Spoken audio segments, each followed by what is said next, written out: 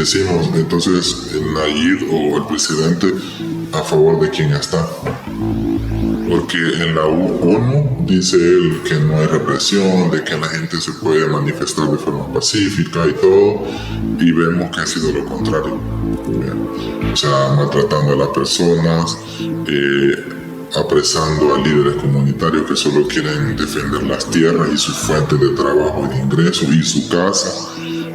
Esa es la voz de uno de los habitantes de la cooperativa El Bosque, ubicada en el cantón El Triunfo en Santa Tecla, en el departamento de La Libertad. Nos pidió anonimato por miedo a represalias, pero a lo largo de este episodio nos contará su versión de lo ocurrido el 12 de mayo, día en que líderes comunitarios fueron detenidos. La comunidad recibió una orden de desalojo de las tierras que han ocupado durante más de 40 años.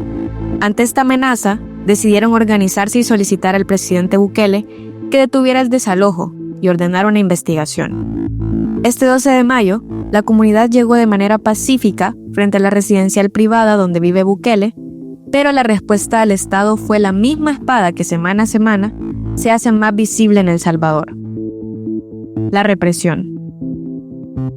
Bienvenidos al resumen de El Faro Audio, un podcast con los temas más importantes de la semana. Soy Graciela Barrera, hoy es 17 de mayo.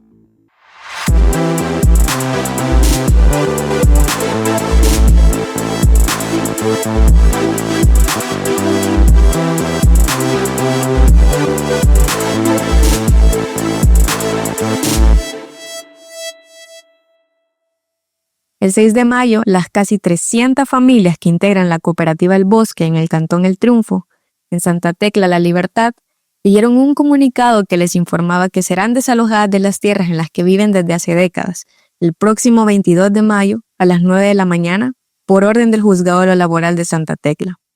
El caso del Bosque es complejo y por eso vamos a dedicar todo este episodio a explicarlo.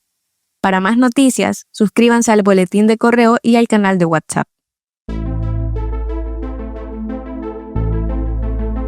En 1985, el Instituto Salvadoreño de Transformación Agraria le transfirió a la comunidad legalmente 57 manzanas como parte de la reforma agraria, un proceso que buscaba una distribución más equitativa de la tierra entre terratenientes y campesinos.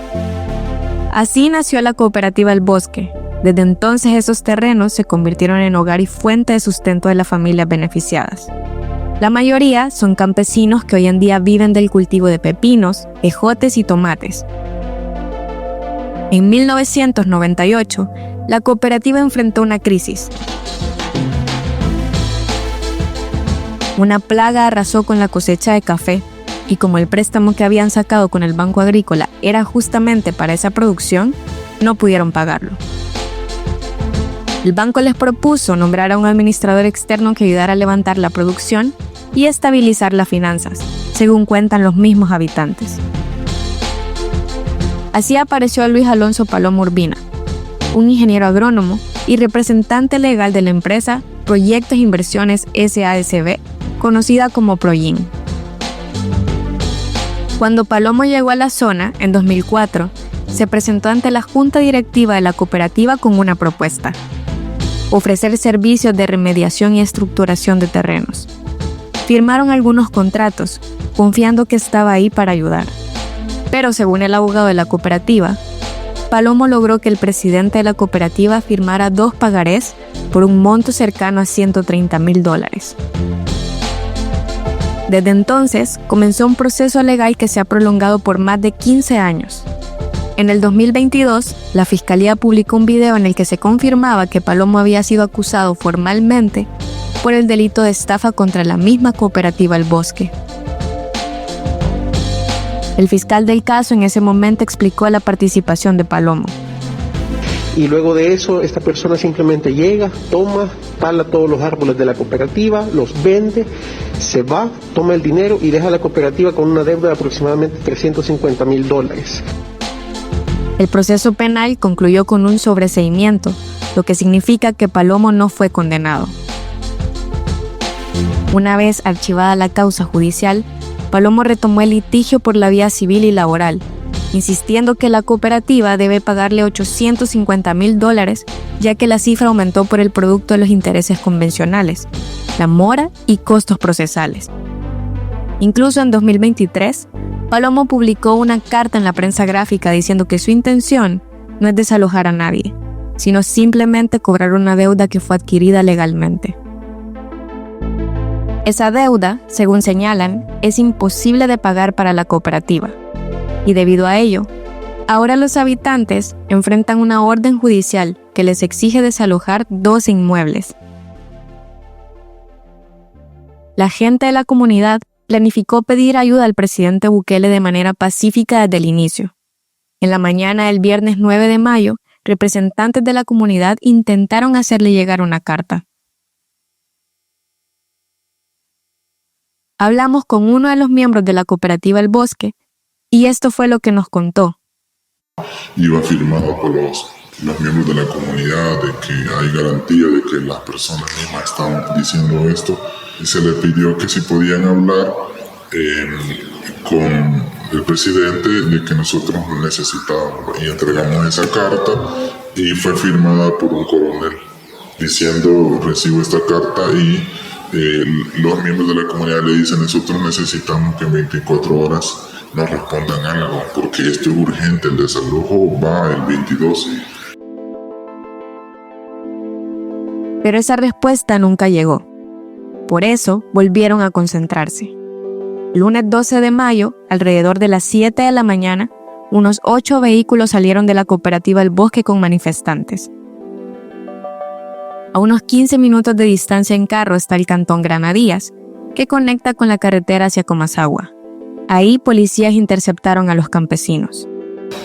Entonces, allí yo vi que había un retén policial de al menos unos 10 o 15 policías, y que a todos los carros que iban con personas de la comunidad les decía que pasaran a otro espacio ahí, y ahí los detuvieron.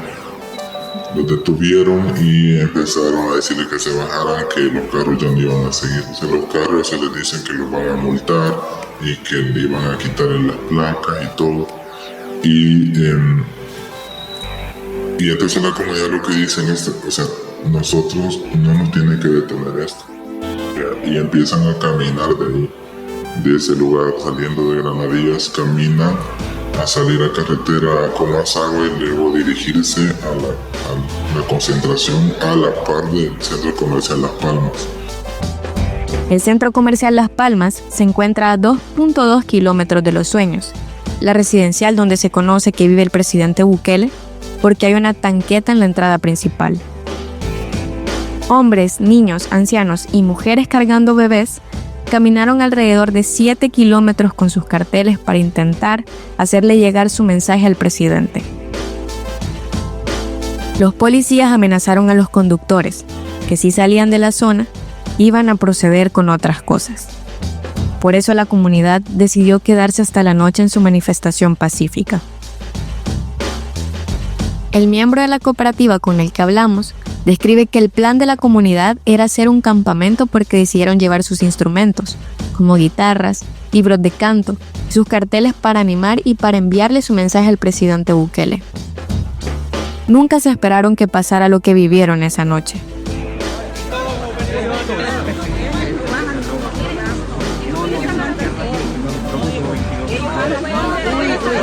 Amigas y amigos, tenemos a la UMA por acá.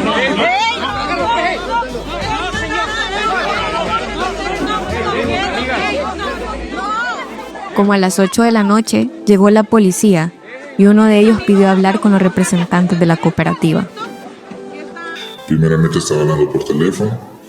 Él dice: queremos hablar con al menos cuatro representantes de ustedes. Queremos saber el nombre y quiénes son.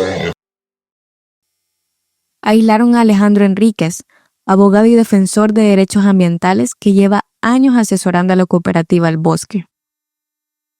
Entonces luego de eso estaba llamando y hace una señal de que vengan los de la UMA, porque los de la UMA se habían quedado ya alejados. Entonces uno de los policías hace una señal como vénganse, y empezaron a llegar como unos 15 de la 1 a rodear ahí a las personas. Y empiezan a jalar a los líderes, en este caso a los miembros de la comunidad, y a jalarlos y todo. Y entonces en ese momento hay un momento así de mucho movimiento, de jalones y todo. Esa noche detuvieron a 5 personas, entre ellos a José Ángel Pérez, un pastor de la iglesia evangélica Elim y presidente de la cooperativa, quien fue el único al que no liberaron esa noche y fue trasladado hasta la delegación policial de Santa Tecla sin ninguna orden de captura ni conocer los motivos por los que procedieron. Al siguiente día, el 13 de mayo, la policía capturó al abogado Enríquez en las afueras de las instalaciones del Foro del Agua. Ese mismo día, a las 5:15 de la tarde, el presidente Bukele publicó en sus redes sociales: ayer fuimos testigos de cómo personas humildes fueron manipuladas por grupos autodenominados de izquierda y ONG globalistas, cuyo único objetivo real es atacar al gobierno. La presencia coordinada de medios, el acarreo evidente y los banners impresos profesionalmente lo confirman. Bukele siente su gobierno bajo ataque tras 2 semanas en las que también encarceló a 16 empresarios de transporte público y la fiscalía amenazó con arrestar 7 periodistas del Faro, como les contamos en el episodio de la semana pasada. El miembro de la cooperativa El Bosque desmiente lo que dice el presidente. Desde ahí ha nacido la manifestación y entonces el gobierno hoy dice que son ONGs que manipulan a las personas y eso no es así, porque es la comunidad la que se organiza y ha pedido apoyo a muchas instituciones de derechos humanos, ¿verdad? Para también mayor fuerza, mayor garantía y todo. Bukele además dijo que fueron a una residencia que no tenía nada que ver con el caso. El miembro de la cooperativa explica que decidieron hacer la manifestación en ese lugar porque es cerca de donde vive el presidente Bukele. Además, una de las ideas es, ahí pasa el presidente con los carros, cuando va a casa presidencial y todo, o otras, no sé, otras instituciones, pasan ahí. Entonces, una de las cosas es, queremos que él vea lo que está pasando. Queremos que él lea que necesitamos ayuda, presidente, necesitamos que nos ayude a que no nos dejen en la calle, o sea, que nos dejen vivir ahí. Bukele se comprometió en esa publicación a brindarle una respuesta a la comunidad. El miércoles 14 de mayo, la ministra de Vivienda, Michelle Sol, se reunió con miembros de la cooperativa y se comprometió a buscar soluciones para las familias afectadas por el proceso de desalojo. Este jueves 15 de mayo, el Juzgado de lo Laboral de Santa Tecla dejó sin efecto la orden de desalojo de los inmuebles de la cooperativa El Bosque, según el Diario de Hoy.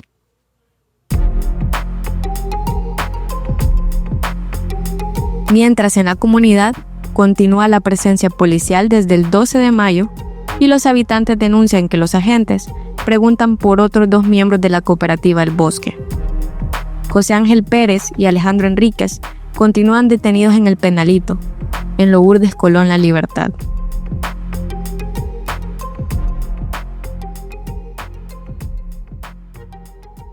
Tu apoyo hace posible nuestro trabajo. Con un aporte de $4.99 al mes, puedes ayudarnos a seguir contando las historias que otros no quieren contar. Ingresa a apoya.elfaro.net. ¿Cuál república defiende? No sabemos cuál es la condición de los líderes, se los han llevado en una patrulla y nos han lanzado a la policía militar contra la prensa, contra la manifestación pacífica que tenían las familias de la cooperativa El Bosque.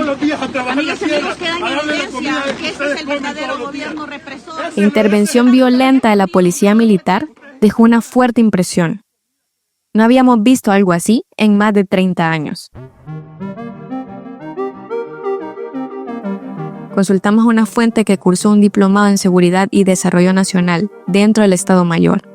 Según su testimonio, la policía militar fue creada después de los acuerdos de paz y su papel está claramente limitado al ámbito interno de las Fuerzas Armadas, garantizar el orden y la disciplina militar, custodiar instalaciones estratégicas y, en algunos casos, apoyar en fronteras. Incluso fue instalada en el mismo lugar donde antes operó la ex Guardia Nacional, una institución fuertemente señalada por sus crímenes durante el conflicto armado. Para entender con más claridad su función legal, hablamos también con Elías Ramírez, abogado penalista. De la lectura del artículo 68 de la Ley Orgánica de la Fuerza Armada, en la parte final del inciso primero dice que la última función de Policía Militar se va a desempeñar como un órgano auxiliar de la Administración de Justicia Militar. ¿Qué significa esto? Que realmente no están facultados para decir porque hubo una intervención de una persona relevante o porque tenemos facultades para venir, y si fuese, por ejemplo, un diputado o si fuese un magistrado de la Corte Suprema de Justicia, podríamos intervenir. Realmente no, la ley orgánica no les reconoce esa función, sino que desempeñan, como lo dice, un órgano auxiliar de la Administración de Justicia Militar. Las dos fuentes coinciden en algo. Muchos de los arrestos a soldados y oficiales se cumplen dentro de esa jurisdicción militar. Por eso sorprendió su presencia en la protesta. La ley no les otorga competencia para actuar como fuerza de seguridad pública. Y si eso ha cambiado, no está claro bajo qué norma o decreto se estarían amparando. A partir de este caso, el presidente Bukele encontró oportunidad para intensificar sus ataques contra las organizaciones defensoras de derechos humanos. Bukele ordenó a su Asamblea Legislativa que apruebe un decreto para que se le retenga el 30% de impuestos a todas las organizaciones. Una propuesta que ya había impulsado en 2021, pero no prosperó por presión internacional. Bukele, aunque reconoció que la situación de la cooperativa es difícil, dijo que no es justo que los salvadoreños que pagan alquileres o cuotas de vivienda tengan que financiar con sus impuestos los terrenos de quienes simplemente hacen más ruido. No mencionó que en Los Sueños se está construyendo con fondos públicos una nueva residencia presidencial, la que ya se gastaron $1.6 millones, según los documentos que hemos publicado en El Faro. Aquí termina el episodio de hoy del resumen. Suscríbete al Faro Audio en Spotify, Apple Podcasts o iHeartRadio. El resumen es un podcast original del Faro Audio. Gabriela Cáceres es nuestra productora. Gabriela y yo escribimos este episodio. El editor es Nelson Rauda. El arte de portada es de Daniel Reyes. La producción de sonido y música es de Omnium.